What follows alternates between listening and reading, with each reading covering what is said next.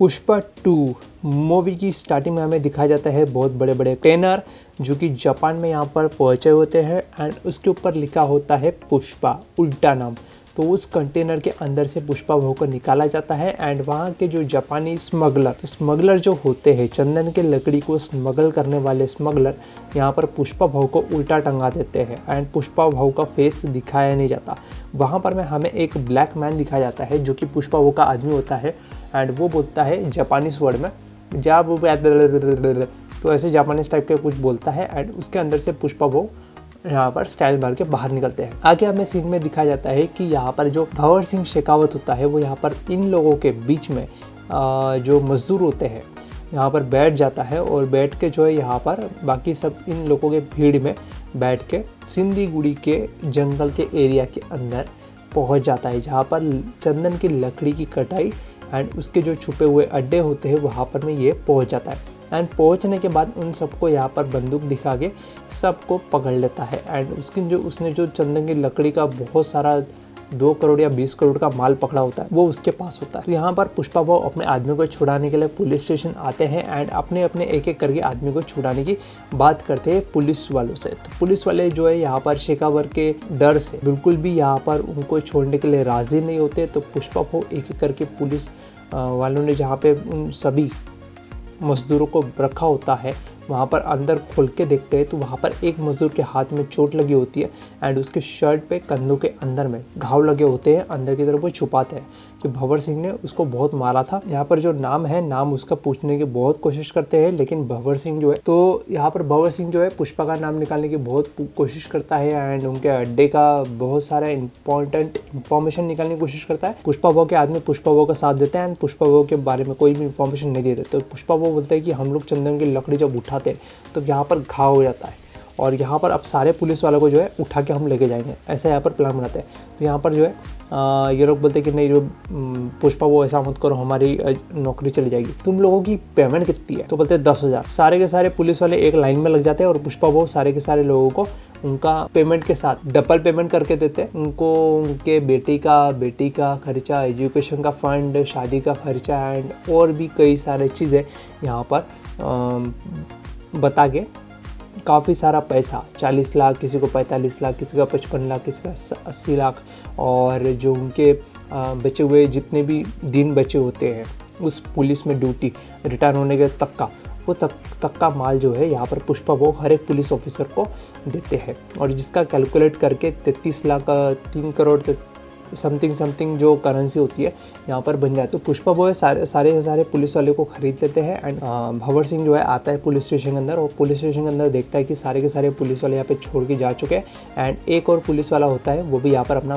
पैसों का बोरा उठा के निकल देता है। तो भंवर सिंह के यहाँ पर एक और बार चोट लग जाती है कि पुष्पा जो है वो शाना है, अपने आदमी को भी छुड़ा ले गया, साथ में मेरे पुलिस वालों को भी यहाँ पर पैसे दे के भगा दिए। सीएम के पास में जहाँ पे ये लोग बोलते हैं कि सीएम के ऑफिस में आते हैं मिलने के लिए, तो वहाँ पर पुष्पा भाऊ की जो बीवी होती है बाइक को वो बोलती है कि सीएम साहब के साथ में एक फ़ोटो लेना है, यहाँ पर हम लोग घर में बड़ी सी जगह पे खाली जगह पड़ी है वहाँ पे हम टंगाएंगे।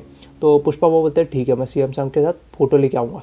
तो यहाँ पर जो है अंदर जाते हैं एंड उनके साथ में बातचीत करते हैं। तो यहाँ पर जो पुष्पा भाऊ है यहाँ पर मान सम्मान देने के लिए थोड़ा चादर वादर शॉल जो है चढ़ाने की कोशिश करते हैं। तो वहाँ का सीएम जो है बहुत अकड़ू होता है और वो पुष्पा के हाथों से शॉल लेने से मना कर देता है और उसे फ़ोटो लेने से भी मना कर देता है। जो फ़ोटो खींची होती है उस फोटोग्राफर ने वो भी वहाँ से उसको रोल जो होती है फ़ोटो खींचने की रोल होती है वो रोल तक निकाल के फेंक देता है। तो यहाँ पर जो है इस तरीके से यहाँ पर पूरा जो है पुष्पा भाऊ को बहुत बुरा लगता है और वो जो आदमी होता है वो बोलता है कि पुष्पा देखो बुरा मत मानना, लेकिन जो आदमी अपनी बीवी की बात मानता है वो कभी भी लाइफ में आगे नहीं बढ़ पाता, तो बड़ा आदमी नहीं बन सकता, ऐसा टाइप का यहाँ पर जो है वो सीएम बोलते हैं। तो पुष्पा भाऊ को ये बात हर्ट हो जाती है। उसके बाद में जो बाहर सिंडिकेट के जो बड़े ऑफिसर होते हैं, क्या नाम होता है उसका मेरे को नीचे कमेंट सेक्शन बता देना, तो वो बाहर आते हैं, पुष्पा भाऊ को शांत देखते वो शांत हो जाते हैं और बोलते हैं कि चलो ठीक है यहाँ पे सब मामला ठंडा ही गया। तो यहाँ पर पुष्पा भाऊ के पास आके वो बैठने के बाद यहाँ पर बोलते हैं कि बाकी सब ये सब भंवर सिंह को हटाने का कुछ बोला गया, तो वो बोलते हैं कि नहीं तुमने तो मना किया था, तो वगैरह वगैरह यहाँ पर डिस्कशन करके जो है यहाँ पर वो पुष्पा भाऊ बोलता है कि तुमने कभी सीएम बनने के बारे में सोचा नहीं किया। तो बोलते हैं कि नहीं, मैंने सीएम बनने का कभी सोचा नहीं, क्योंकि मेरे अंदर उतनी काबिलियत ही नहीं है सीएम बनने की, मैंने कभी इसके बारे में कभी सोचा ही नहीं, ना मैं कभी। तो पुष्पा वो बोलते हैं कि नहीं, अभी तुमको कुछ बड़ा सोचना पड़ेगा, तुमको बहुत बड़ा करने का है, बहुत बड़ा बनने का है, तो उसके लिए बड़ा कुछ करना पड़ेगा। तो सीएम बनने के बारे में तुम सोचो, और तुमको मैं जल्दी सीएम पे देखना चाहता हूँ, और तुम लोग अगर सीएम बन जाओगे तो मेरे साथ फोटो खींचोगे? तो सीएम साहब बोलते हैं हाँ क्यों नहीं, मैं तुम्हारे साथ जरूर फोटो खींचूंगा। तो यहाँ पर बोलता है पुष्पा ठीक है, तो सीएम बनने के लिए तुमको कितना रुपए चाहिए? तो बोलते हैं 100-200 करोड़। ठीक है, मैं तुमको 500 करोड़ ला के दूंगा। तो यहाँ पर जो है प्लानिंग शुरू हो जाती है शुरू, और पुष्पा वो लग जाते हैं 500 करोड़ जमा करने में। सेक्रेटरी की पोस्ट होती है शायद, या ऊपर होम मिनिस्टर की शायद पोस्ट होती है। तो यहाँ पर जो है, यहाँ पर वो बोलते हैं कि मेरे को सिंधी गेट का सीएम बनना है। तो ठीक है, बोलते हैं कि ठीक है, पर इतना तुम संभाल नहीं पाओगे, तुम इसके लिए काबिल नहीं हो, तुम्हारे अंदर वो काबिलियत नहीं है सिंधी गेट का सीएम बनने की। तो यहाँ पर वो बोलता है कि ठीक है, पुष्पा को फ़ोन लगाता है। तो पुष्पा जो है यहाँ पर उसके बड़े भाई के पास पहुंच जाता है, उसको 5 करोड़ रुपए देता है। 5 करोड़ रुपए दे के उसको, जो बहुत बड़ा सीएम होता है, उसको सीएम को फ़ोन लगाने के लिए बोलता है। तो यहाँ पर सीएम को फ़ोन लगा के वो बोलता है कि यहाँ पर जो है सिंधी गेट का ये आदमी जो है वो सीएम बनना चाहिए, अगर वो सीएम नहीं बनना तो मेरे को ना सुनने का आदत नहीं है। और पुष्पा वो बोलते हैं कि ये जो मैं बोल रहा हूँ ये प्रसाद की तरह बोल रहा हूँ, और पुष्पा भाव का प्रसाद बहुत ही कम लोगों को मिलता है। अब इसको तुम ना बोलोगे तो ये अच्छा नहीं लगेगा। 20 करोड़ रुपए का एक्सपेंसिव सोफ़ा दे देते हैं पुष्पा भाव, करोड़ का सोफ़ा दे देते हैं। और यहाँ पर सीएम जो है काफ़ी ज़्यादा शौक में होता है कि इसको ना पैसों का डर है ना पावर का। भाई साहब ये आदमी है क्या, इसको कोई तो गहरी चोट लगी है। तो यहाँ पर जो है ये सब डायलॉग बाजी होती रहती है, और यहाँ पर वहाँ से सीएम जो है वहाँ से निकलता है। तो वहाँ से निकल के जब ये जा रहा होता है, बोल रहा होता है कि सिंधी गेट के अंदर इतना सारा पैसा है ही नहीं, तुम अगर सारा का सारा पैसा इस तरीके से हर किसी को बांटे फिरोगे तो सिंधी गेट पूरा खाली हो जाएगा, तो सिंधी गेट वालों को हम जवाब कैसे देंगे?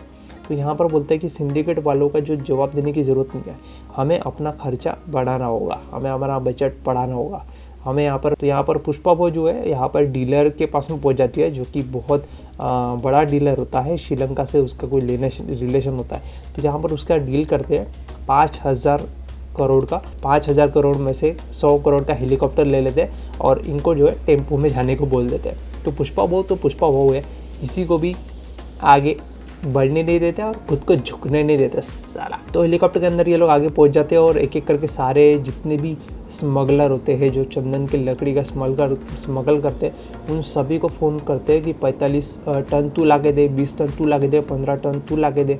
और ऐसे करते करते वो कितना 200 या 100 टन का जो जुगाड़ है वो ये लोग स्टार्ट कर देते हैं। उसके बाद ये लोग काफ़ी सारे मज़दूर लगते हैं, तो इनको इतने सारे मज़दूर देने के लिए हर एक मज़दूर को 10,000 रुपये देते हैं, और हर एक वहाँ पर आदमी जो है चंदन की लकड़ी की कटाई के लिए ट्रक में चढ़ जाता है। उसके बाद और भी कई सारे इनको ले जाने के लिए ट्रक की ज़रूरत पड़ती है, तो ये लोग जो है 10 लाख एक ट्रक का बोलते हैं, तो सारे के सारे ट्रक खरीदने को बोल देता है पुष्पा भाव। तो इस तरीके से यहाँ पर जो है इनको वहाँ पर जंगल में ले जाया जाता है सारे मज़दूरों को। तो उसका खर्चा और बाकी सबका जो पैसा होता है ये सब पुष्पा भाव अरेंजमेंट कर देते हैं। बाकी इन सब की पुष्पा भाव के घर में मीटिंग बैठती है, उस मीटिंग के अंदर में बाकी सब डिस्कशन हो रहा होता है कि 200 टन का माल तुम दोगे कैसे। और पुलिस होती है, शेखावत होता है, तो शेखावत हमारा माल पकड़ लेगा, और वहाँ पे पुलिस की बहुत नाकाबंदी है, एंड वहाँ पे हमारा माल पकड़ा गया तो बहुत बड़ा नुकसान हो जाएगा वगैरह वगैरह। यहाँ पर पुष्पा भाव के साथ में मीटिंग होती है। तो शेखावत जो है यहाँ पर दिखाया जाता है कि इस आगे वाले सीन में कि शेखावत यहाँ पर पुलिया के ऊपर में बैठा होता है, एंड यहाँ पर पुलिया पे उसने रास्ता रोक लिया होता है, एंड पुष्पा भाव का माल पकड़ लिया होता है। तो पुष्पा भाव का 20 करोड़ का माल वो यहाँ पर तेल डाल के जला देता है, एंड यहाँ पर पुष्पा भाव का जो आदमी होता है बेसिकली वो सीनू भाई का आदमी होता है, तो सीनू भाई के आदमी को यहाँ पर पुलिया से नीचे फेंक देता है। तो यहाँ पर उसकी डेथ पे यहाँ पर सीएम साहब को बहुत सारे लोग बोलते हैं कि हमें पुष्पा भाव पे भरोसा करना बहुत महंगा पड़ गया, यहाँ पर मंगल सीनू को वापस से सिंडिकेट का बना दो, सिंडिकेट का मालिक बना दो, और वो सब कुछ माल संभालेगा। यहाँ पर हमारी जान ज़्यादा ज़रूरी है माल से, पैसे से ज़्यादा ज़रूरी हमारी जान है। तो यहाँ पर जो है उसके ऊपर प्रेशर डाल देते हैं सीएम के ऊपर। सिंडिकेट का जो अभी सीएम होता है करंट, उसके ऊपर। तो यहाँ पर जो है सिंडिकेट का सीएम यहाँ पर शेखावत से मिलने आता है और शेखावत को समझाने की कोशिश करता है कि भाई तुझे चाहिए क्या। तो यहाँ पर वो बोलता है कि मेरे को पुष्पा से सॉरी सुनने का ना। दरवाज़ा बंद करते वहाँ पे शर्ट उतार देते हैं। शर्ट उतारने के बाद में बोलते हैं कि ठीक है, मैं पुष्पा से सॉरी बुलवाऊँगा और उसके बाद में सारा मैटर क्लोज होना चाहिए। और उसके बाद में तू यहाँ पर सिंडिकेट का कोई भी माल, चंदन के लाल चंदन का लकड़ी का माल, कोई भी माल तू पकड़ेगा नहीं।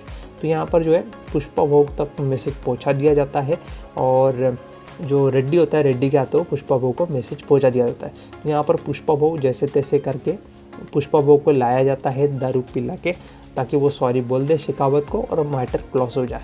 तो यहाँ पर जो है ये लोग यहाँ से जाने लगते हैं और जैसे ये लोग जाने लगते हैं पुष्पा भोग अपने बीवी को और अपने पुष्पा भोग जूनियर जो आदमी होता है, जो उनके साथ में असिस्टेंट होता है, असिस्टेंट को बोलते हैं कि तेरे को शौक लगा गया रे, एंड वहाँ से स्पीडली वापस निकल जाता है। जब वो प्रोग्राम के अंदर वापस आता है तो वहाँ पर वो शेखावत की गाड़ी को लात मार के मतलब गाड़ी से ढकेल के पूल में गिरा देता है। पूल के अंदर गिराने के बाद यहाँ पर जो पुष्पा भोग होते हैं, पुष्पा भोग सीधा सीधा वहाँ पर में पेशाब कर देते हैं पूल के अंदर और उसके अंदर होता है शेखावत। तो सीधा सीधा उसके ऊपर मूती दिया। तो यहाँ पर जो शेखावत है, शेखावत अगेन शॉक में, उसको लग गया यहाँ पर शॉक कि पुष्पा ने ऐसा सॉरी बोल के बाद में ये सब क्यों किया।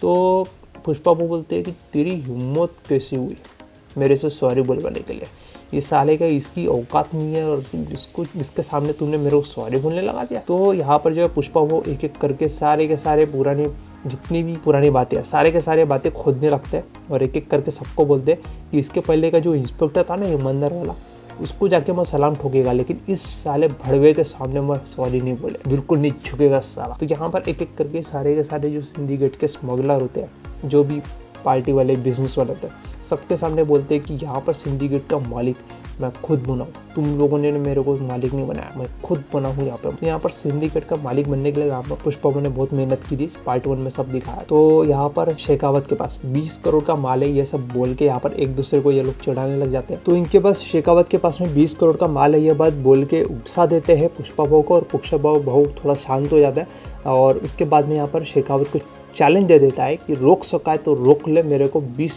200 टन का माल मैं लेके जाऊंगा चेन्नई के रास्ते से और यहाँ पर जापान में जाके मैं बेचेगा, रोक सके तो रोक ले। अगर तू रोक लिया, तूने एक चंदन का लकड़ी भी अगर रोक लिया तो यहाँ पर मैं दिहाड़ी करूँगा और वहाँ पे जाके दिहाड़ी करूँगा, शेखावत को बोल देता है। शेखावत भी चैलेंज एक्सेप्ट कर लेता है और यहाँ पर पुलिस की पूरी टीम लेके पूरे रास्ते, हर एक रास्ता, हर एक पुलिया, हर एक जगह जहाँ से चेन्नई तक रास्ता जाता है वहाँ तक ये पूरी नाकाबंदी कर देते हैं और उसके बाद में पुष्पा भाव का माल पकड़ने की पूरी तैयारी कर देते हैं। तो यहाँ पर शेखावत जो है दारू पी के कांच की बोतल नीचे फेंक देता है। तो यहाँ पर कांच की बोतल नीचे जब फेंकता है तब उसको यहाँ पर साउंड सुनाई देती नहीं है पानी की। तो ये बोलता है कि कांच के बोतल का टूटने का तो आवाज़ नहीं आना चाहिए था, कांच की बोतल टूट गई। तो ये बोलता है कि नहीं, अभी गर्मी का मौसम चल रहा है तो पानी वानी वहाँ पर कम है। तो फिर सोचता है कि अगर पानी कम है तो पुष्पा यहाँ पे पुलिया पे आएगा ही नहीं, पुष्पा यहाँ से नीचे से मार लेके जाएगा। तो ये लोग जो है उसके प्लान को समझ जाते हैं, पुष्पा भाव के प्लान को, और धीरे धीरे करके यहाँ पर पुष्पा भाव के ट्रक को रोकने के लिए ये लोग निकल जाते हैं और बाकी पुलिस वाले को भी बोल देते हैं कि वहाँ पे पहुँचो और इसके रास्ते को ब्लॉक करो। तो यहाँ पर पुष्पा भाव जो है भले चालाकी के साथ में सारे के सारे ट्रक को वहाँ से निकाल लेते हैं और निकाल के वहाँ से जो है आगे निकल जाते हैं। तो यहाँ पर बीच में बैलगाड़ी की गाड़ी आ जाती है, बैलगाड़ी, जो कि असल में हमें आगे जाके पता चलता है कि जितनी भी बैलगाड़ी थी सारी की सारी बैलगाड़ी चंदन के लकड़ी से बनाई गई थी और उसको पुष्पा भाव ने बैकअप प्लान में बनाया था कि चंदन के लकड़ी इस तरीके से बना के यहाँ से हम लोग निकालेंगे और शेखावत को यहाँ पर उल्लू बना देंगे और शेखावत को लगेगा कि हमने चंदन का लकड़ी का माल पकड़ लिया और पुष्पा वो बोलेगा दिहाड़ी। तो यहाँ पर वो दिहाड़ी करेगा, ऐसा वो समझ के उसको कैसे तो भी बेवकूफ़ बना देते हैं और यहाँ पर जो है शेखावत बेवकूफ़ बन जाता है।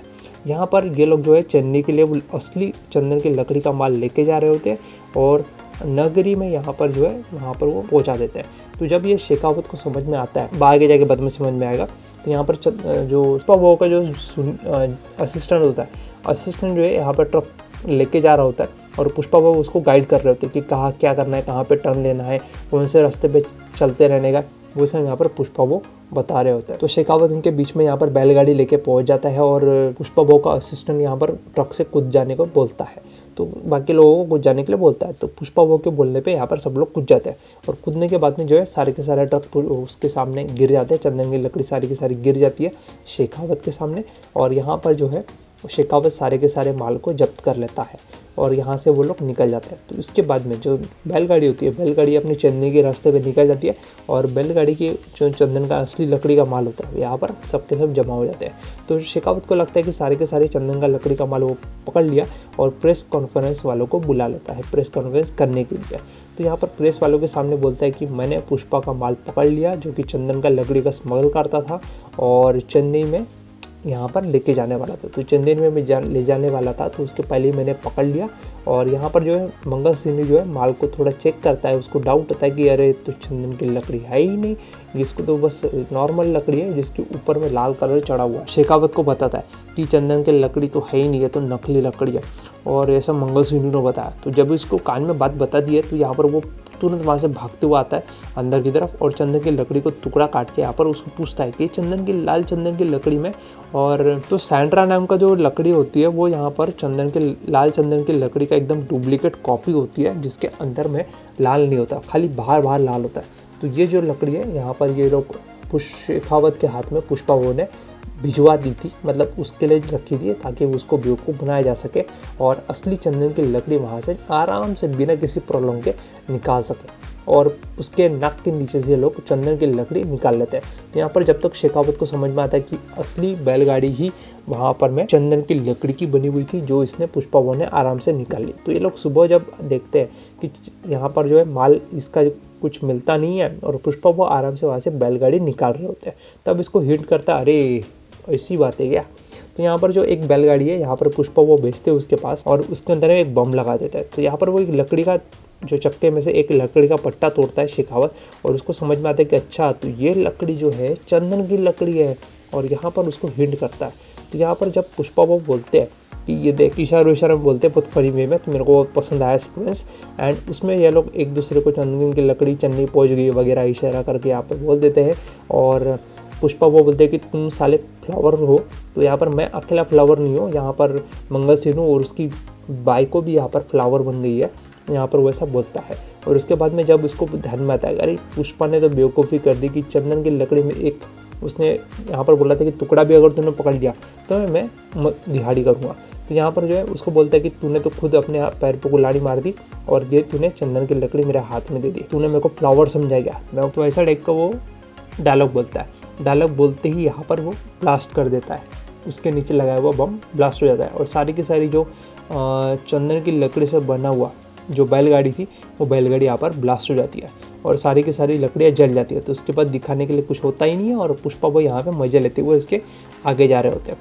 तो ये सारी सीक्वेंस यहाँ पर हो जाती है, बहुत सारी मज़ा आता है यहाँ पर देख के और बहुत बहुत बहुत बहुत ज़्यादा यहाँ पर मज़ा आता है। तो ये तुम देखना चाहते हो तो देख सकते हो आराम से, तुमको ये यूट्यूब पे भी देखने को मिल जाएगा कुछ समय बाद, तो आराम से इसको देख लेना। यहाँ पर लड़कियों को छेड़ना स्टार्ट कर देते हैं वो और उसके गुंडे। तो पुष्पा वो जो है यहाँ पर उन गुंडों को मारा मारी होती है बहुत सारी और एक एक करके जो है गुंडों को पीटना शुरू करते हैं। दे लात दे लात दे हाथ दे लात दे लात, एक लात ये दो लात ये तीन लात ये पैर ये मुक्का, और एक एक करके सारे के सारे गुंडों को धोबी पछाड़ करके एक एक करके मारने लग जाते हैं। यहाँ पर जो चाचा का होता है उसका बड़ा भाई, तो उसका बड़ा भाई आता है और यहाँ पर बोलता है कि ऐसा ऐसा वैसा वैसा। तो यहाँ पर जो है अगेन उसकी फैमिली को लेके उसके बाप को लेके इंसल्ट करने लग जाता है। यहाँ पर पुष्पा की बाई को श्रीवल्ली भड़क जाती है और बोलते कि यहाँ पर तू उसके माँ को कुछ बोला तो पुष्पा वो कुछ नहीं बोले, पर यहाँ पर तुम मेरे हस्बैंड को कुछ बोलेगा तो साले मत झुकेगी नहीं। तो यहाँ पर जो उसकी आरती उतारनी शुरू कर देती है और यहाँ पर जो है यहाँ से वो निकल जाते हैं। तो उसके बाद में जो गुंडों का हाल होता है, गुंडों को यहाँ पर आधा उसके बाल उड़ा देते हैं गुंडे के, जो कि सीएम का भतीजा होता है बेसिकली बड़े भाई का लड़का। तो यहाँ पर जो है उसके बाल काट के लोग छोड़ देते हैं। तो यहाँ पर मीटिंग होती है सीएम की और सीएम को मीटिंग के अंदर में ये लोग शेखावत की वो जो मंगल सिन्हू की भाई को और मंगल सिन्हू आते हैं यहाँ पर उसको बताते हैं कि तुम्हें यहाँ पर सीएम के पोस्ट से हटाने के लिए पुष्पा ने बहुत बड़ा प्लान किया है और 200 टन का माल ये लोग बेच के 5,000 करोड़ रुपए जमा करने वाले हैं। तो यहाँ पर जो है तुम्हें यहाँ से सीएम के पोस्ट से हटाने के लिए बहुत बड़ा प्लान चल रहा है। पुष्पा का माल पकड़ने के लिए हमें कुछ अंदर उसके आदमी भी चाहिए होंगे जो पुष्पा का माल पकड़ने में मदद कर सके। तो यहाँ पर पुष्पा वो का माल पकड़ने के लिए लोग चेन्नई आ जाते हैं और चेन्नई के आखिरी कोने में लोग जो है कुछ किलोमीटर 20 किलोमीटर का दायरा होता है, 18 किलोमीटर का श्रीलंका के बॉर्डर से। तो वहाँ पर ये लोग पुष्पा वो का माल पकड़ने के लिए आ जाते हैं और जो बैलगाड़ी होती है, बैलगाड़ी के जो है माल है पूरा वो ये लोग समुंदर के नीचे से मतलब माल नीचे रख के ये लोग पानी के ज़रिए श्रीलंका में पहुंचा देते हैं बोट के ज़रिए। तो यहाँ पर सारे का सारा माल जो है पुष्पा वो बहुत ही चालाकी से यहाँ पर चंदन की लकड़ी के जो बैलगाड़ी बनी होती है, बैलगाड़ी पूरी की पूरी बैलगाड़ी श्रीलंका के बॉर्डर के अंदर ले आते हैं। और जो शेखावत होता है, शेखावत इनका पीछा करने के बावजूद भी इनका एक भी माल, एक भी लकड़ी का टुकड़ा हासिल नहीं कर पाता। और श्रीलंका बॉर्डर के जो श्रीलंका आर्मी होती है यहाँ पर इनको घुसने नहीं देती है श्रीलंका बॉर्डर के अंदर, क्योंकि इनकी शिप को परमिशन नहीं होती उस बॉर्डर के अंदर एंट्री करने का। तो यहाँ पर वो रोक लेती है और श्रीलंका के अंदर यहाँ पर जो है पुष्पा होता है। ये लोग ये देख लेते हैं पुष्पा को, पुष्पा को देख के ये लोग चौंक जाते हैं। तो उसके बाद में पुष्पा को देख के ये लोग, इनकी फटी रह जाती है क्योंकि चंदन की लकड़ी तो पहुंच गई श्रीलंका में। और श्रीलंका में यहाँ पर पहुंचने के बाद में पुष्पा बोलता है ले ले पकड़ ले ले पकड़ ले। तो यहाँ पर जो है शेखावत बहुत गुस्सा आ जाता है क्योंकि वो यहाँ पर उसके माल को पकड़ नहीं पाता और उसके पास ये लास्ट चांस था। तो यहाँ पर जो है पुष्पा का माल जो है यहाँ पर जापान पहुँच जाता है। जापान पहुँचने के बाद में यहाँ पर उसको पैसा मिल जाता है और पैसा जो है यहाँ पर सीएम को दे देता है, सीएम के पार्टी में। तो सीएम के पार्टी में देने के बाद में सीएम को यहाँ पर घर पे बुलाता है, इनविटेशन देता है, खाना खाने के लिए फ़ोटो खींचता है और फोटो खींचने के बाद में लोग सारे फ़ोटो खींच लेते हैं। उसके बाद में डांस वांस होता है। उसके बाद में शेखावत को यहाँ पर दिखाया जाता है। शेखावत जो है यहाँ पर चंदन की लकड़ी को जला देता है। उसके बाजू में यहाँ पर नॉर्मल जो सैंड्रा की लकड़ी होती है, ऊपर से दिखने वाली लाल लकड़ी जो कि चंदन की लकड़ी से बहुत मेल खाती है, तो यहाँ पर दोनों को जला देता है। जला के बाद में यहाँ पर बोलता है कि इसमें से कौन सी लाल चंदन की लकड़ी है, पहचान के बता। तो यहाँ पर उसका असिस्टेंट होता है पुलिस का, तो यहाँ पर बोलता है कि नहीं पहचान में नहीं आ रही। तो यही तो बात है। तो यहाँ पर वो दोनों मिलकर यहाँ पर जलाने लगते हैं। तो शेखावत का दिमाग घूम जाता है कि यहाँ पर जो है हम लोग एक्सपोज हो जाएंगे, हमारे सारी बदनामी हो जाएगी, हमने इसका पुष्पा का माल खाया है पुलिस वालों ने। और 2 नंबर का काम करके यहाँ पर वो लोग जो है अपने आप को जलाने लगते हैं। तो यहाँ पर उसका एक असिस्टेंट भाग जाता है और यहाँ पर शेखावत जो है इसके अंदर मरता है कि नहीं मरता है, ये अभी भी सस्पेंस है। तो मूवी के लास्ट सीन में शायद वो जिंदा होता है। तो उसके बाद में यहाँ पर पता चलता है कि यहाँ पर जो पुष्पा के बड़े भाई की जो लड़की होती है, जो कि उसको चाचा बोलती है, उसको ये लोग उठा लेते हैं। सीएम का जो भतीजा होता है वो कंप्यूटर कोचिंग क्लासेस में ये लोग उसकी बहन को उठा लेते हैं, वहाँ से किडनैप करके ये लोग लेके चले जाते हैं। तो उसके बाद में इसको ब्लैकमेल करते हैं कि 2 करोड़ रुपए दे तब जाके हम लोग तेरी बेटी को छोड़ेंगे। तो ये लोग जो है, इस भतीजी होती है, भतीजी की माँ मतलब इसके बड़े भाई की भाई को यहाँ पर आ जाती है भीख मांगते हुए कि पुष्पा मेरे बेटी को बचा ले और कुछ भी करके उसको बेटी को छुड़ा के वापस लेके आ। तो पुष्पा वो बाथरूम में जाते हैं ब्रश करते समय, और ब्रश करते करते बाहर से वहाँ से बंदूक उठा के लेके आते हैं और टीवी चैनल में जाके बहुत बड़ा अनाउंसमेंट करते हैं कि तुम लोगों ने अगर मेरी बहन को, उस लड़की को जहाँ से भी उठाया था वहाँ पे अगर तुमने सही सलामत नहीं छोड़ा तो मैं तुम लोगों को जहाँ कहीं भी तुम हो वहाँ पे मैं तुम्हें ढूंढ के निकालूंगा और एक एक को सबको मार दूंगा। यहाँ पर मुझे टीवी के ऊपर में धमकी दे दिया जाता है। तो ये लोग टीवी पे धमकी देख लेते हैं और देखने के बाद में सीएम को जो है, सीएम यहाँ पर फोन करने लगाता है कि पुष्पा को, कि पुष्पा बहू यहाँ पर जो तुम्हारी लड़की जो है यहाँ पर इन्हीं के हाथों में है। तो पुष्पा बहू को सब कुछ पता चल जाता है कि सीएम का जो भतीजा होता है, भतीजे ने यहाँ पर किडनैप किया होता है। और यहाँ पर बोलते हैं कि सीएम का भतीजा को समझाओ कि मेरे लड़की को जहाँ से लिया है वहीं पे छोड़ दे, यहाँ पर उसके भतीजे को मैं कुछ नहीं करूँगा। पुष्पा वो अच्छा खासा ऑफर दे रहे होते हैं सामने से कि मैं नहीं मारूंगा, लेकिन यहाँ पर जो सीएम होता है, सीएम यहाँ पर बोलता है कि तुम पीछे हट जाओ, यहाँ पर मेरा भतीजा मानने वाला नहीं है। तो ऐसा वैसा बोल देता है। तो पुष्पा की सटक जाती है, भाड़ में गए तुम, भाड़ में गई तुम्हारी नेतागिरी और भाड़ में गया तुम्हारा ये सिंडिकेट का पावर। तो यहाँ पर जो है अब पुष्पा की सटक गई होती है, अब आ जाता है रेज मोड में।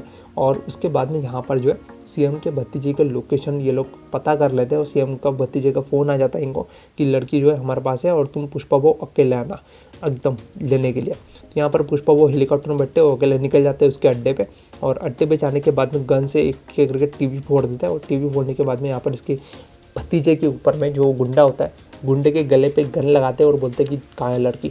तो यहाँ पर जो है लड़की को ये लोग लाने वाले होते हैं, लेकिन उसके पहले ये जो 20 करोड़ फेंक के, 5 करोड़ शायद 2 करोड़ उसके मुंह पे फेंक के मारे होते हैं। तो यहाँ तो बोलता है कि पुष्पा बोलते हैं गुंडे को कि तूने 2 करोड़ के लिए तो ये सब नहीं किया, बात कुछ और है, तो क्या चाहिए तेरे को।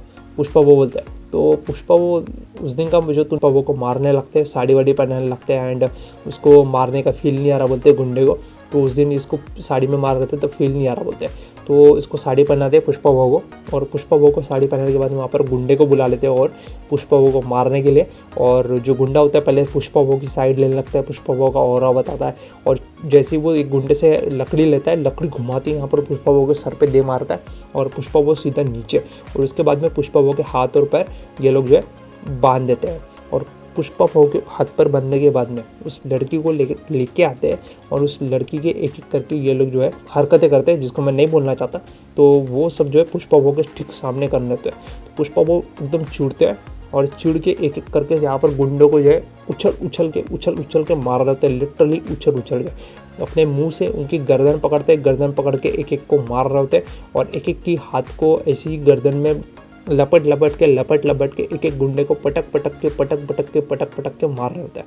कभी उछल के, कभी कूद के, कभी जंप करके, कभी डॉज करके एक एक आदमी को जो है अच्छी तरह से कूट रहे होता है। तो ये सब सारे सीन्स जो है मैं ज़्यादा एक्सप्लेन नहीं करूँगा। तो यहाँ पर जो है एक एक करके सारे गुंडों को ये लोग इल्ली वाले स्टाइल से, जैसे एक कोई कीड़ा होता है, कीड़े वाले स्टाइल से ये लोग कूटना शुरू कर देता है। और एक एक करके यहाँ पर वेपन लेते हैं, वेपन से एक गुंडे को मार देते हैं, उस वेपन से चाकू से छुरा, क्या बोलते हैं उसको, कोयता, उस कोयते से अपना हाथ खोल देते हैं। और खोलने के बाद में एक एक करके सारे के सारे गुंडों को मारना चालू कर देते हैं। और उसके बाद अपने पैर खोल लेते हैं और पैर और हाथ दोनों खोलने के बाद जो काटा है, जो हाथ पैर काटे गुंडों के भाई, जो गला काटा है, जो छाती चीरी है भाई साहब, देखने लायक है। पूरा वाइल्ड फायर है बाबा, पूरा वाइल्ड फायर। तो पुष्पा वो एक एक करके सारे गुंडों को निपटाने लगते हैं एंड सारे के सारे गुंडों को निपटाना चालू कर देता है। किसी का हाथ काटते, किसी का पैर काटते, जिसने उसके लड़की को हाथ लगाया था, जिसने लड़की को पैर लगाया था, जिसने वो लड़की को छेड़ने की कोशिश किया था, कुछ भी किया था, तो उसका एक एक करके गला, पैर, हाथ, मुंडी, गर्दन, छाती, सर, गर्दन जो मिला वो काटना शुरू करते थे। सारे के सारे गुंडों को मारना शुरू करते। उसमें से एक गुंडा जो आता है बाहर से, जो स्टार्टिंग में पुष्पा भाऊ का ऑरा बताता है, ऑरा बताने के बाद में पुष्पा भाऊ को लकड़ी मारता है, तो वो अपना खुद ही गला काट लेता है। उसके बगल में जब इसके गुंडे की फट्टी है, जो सीएम का भतीजा होता है, उसकी ऐसी फटी कूद गया, वो फटने के बाद में भाग रहा होता है और सारे के सारे यहाँ पर पुष्पा भाऊ आदमी पहुँच जाते हैं। पुष्पा भाऊ को रखने की कोशिश करते हैं कि सीएम का भतीजा मत मारो इसको। तो पुष्पा भाऊ तो किसी की सुनते नहीं है, साले को त्रिशूल से मार डालते हैं बहुत गंदे तरीके से। और यहाँ पर जो है इसके आदमी का जो भाई होता है, सीएम का भाई, तो सीएम का भाई आता है यहाँ पर में, और वो भी इसको देख के जो है पुष्पा भाऊ के ऊपर हमला करने की कोशिश करता है और उसके पुष्पा भाऊ के बड़े भाई के लड़की को पकड़ लेता है कि तूने इस लड़की के लिए मेरे बेटे को मार डाला, तो मैं यहाँ पर इस लड़की को मैं लेके जा रहा हूँ। यहाँ पर वो कोशिश करता है लड़की को लेके जाने की, और पुष्पा वो यहाँ पर त्रिशूल जो है उसके ऊपर मार देता है और उसकी सीधी गर्दन ही उड़ा देता है। तो यहाँ पर हमें आगे दिखाया जाता है कि पुष्पा भाऊ के जो बड़े भाई होते हैं, यहाँ पर अपनी लड़की की पत्रिका लेके पुष्पा भाऊ को घर में आते हैं इनविटेशन देने के लिए, और उसके माँ के साथ काफ़ी सारी कन्वर्सेशन होती है, पुरानी गलतियों की माफ़ी मांगता है एंड पुष्पा भाऊ को यहाँ पर पत्रिका देके निकल जाता है। तो पुष्पा भाऊ पत्रिका देख के उसके ऊपर जो उसका नाम होता है, पुष्पा भाऊ को फाइनली वो लोग नाम दे देते हैं, उसका खानदान का नाम देते हैं रिस्पेक्ट के साथ, और अपनी गलती की माफ़ी मांग लेते हैं। पुष्पा भाऊ ये देख के बहुत ज़्यादा रोते हैं। उसको ये सब रोना देख के भाई साहब लिटरली बता रहा हूँ, रोना आ गया था पूरी मूवी में। और इस सीन को इतना इमोशनली बनाया है ना, ऐसा लग रहा था कि जैसे एनिमल में लास्ट सीन में जो इमोशनल सीन बनाया गया था, सेम सिमिलर वैसा ही इमोशनल सीन यहाँ पर क्रिएट किया है पुष्पा 2 के अंदर में। और भाई साहब लिटरली मेरे आंखों में आंसू आ गए थे, मैं जस्ट रोने ही वाला था भाई ये सीन देख के। और एक एक करके अपने भाई को गले लगाता है, बड़े भाई को गले लगाता है, और अपने भतीजे चाचा के लड़के को भी गले लगाता है। एंड यहाँ पर जो है आगे हमें दिखाया जाता है कि यहाँ पर फूलों के अंदर में एक गुलदस्ता जो है यहाँ पर सीएम के भाई और उसके बेटे के खून के जो होती है ना, क्या बोलते हैं उसको, मैयत में यहाँ पर फूल के अंदर भेजा जाता है। पुष्पा भाऊ के इसमें भी यहाँ पर गुलदस्ता भेजा जाता है। उस गुलदस्ते के अंदर में रखा होता है बम, और यहाँ पर जो एक आदमी को दिखाया जाता है जो कि ये गुलदस्ते को फोड़ देता है, और फोड़ने के बाद जो है उसके ऊपर में पीछे में यहाँ पर हड्डी मुड्डी का एक अजीब सा लोगो दिखाया जाता है, और इसके यहाँ पर बम भी होता है। तो यहाँ पर वो पगड़ी पहना होता है टाइप का, और उसके जो कपड़े होते हैं वो शायद अरेबिक या अरेबियन टाइप के होते हैं। तो ये पुष्पा भाऊ के पार्ट 3 के लिए हिंट था। तो ये थी पुष्पा भाऊ की पार्ट 2 की मूवी की पूरी स्टोरी, जो कि मैंने इस वीडियो में एक्सप्लेन कर दिया है। आई होप करता हूँ आपको ये स्टोरी पसंद आई होगी और स्टोरी एक्सप्लेन करने का तरीका भी पसंद आया होगा। अगर चैनल को नए हो तो सब्सक्राइब कर देना, लाइक कर देना, शेयर कर देना इस वीडियो को, और पुष्पा 2 की स्टोरी कैसी लगी नीचे कमेंट सेक्शन में बता देना। वीडियो एडिटिंग कैसी लगी वो भी नीचे कमेंट सेक्शन में बता सकते हो। एंड और भी कोई भी मूवी की स्टोरी एक्सप्लेनेशन अगर चाहिए होगी तो नीचे कमेंट सेक्शन में ज़रूर कमेंट करके बता सकते हो। धन्यवाद।